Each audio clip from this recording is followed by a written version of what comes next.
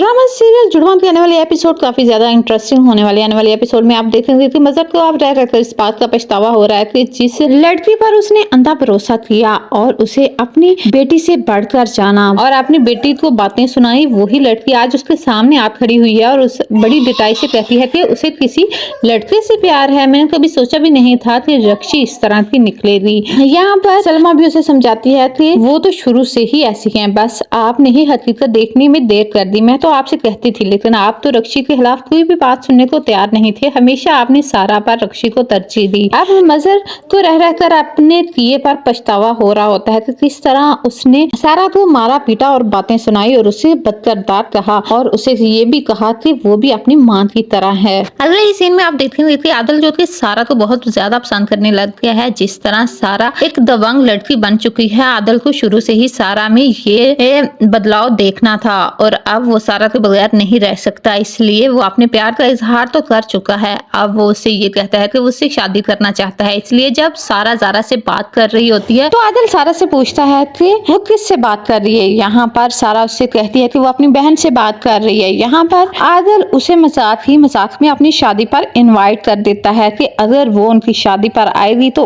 उसे बहुत ज्यादा अच्छा लगेगा। ये सुनकर तो ज़ारा जो कि असल में सारा है, उसके तो पैरों तले से जमीन ही निकल जाती है। वो आदिल को बहुत ज्यादा पसंद करती है और उसने कभी सोचा भी नहीं था कि सारा उसे आदिल से छीन लेगी।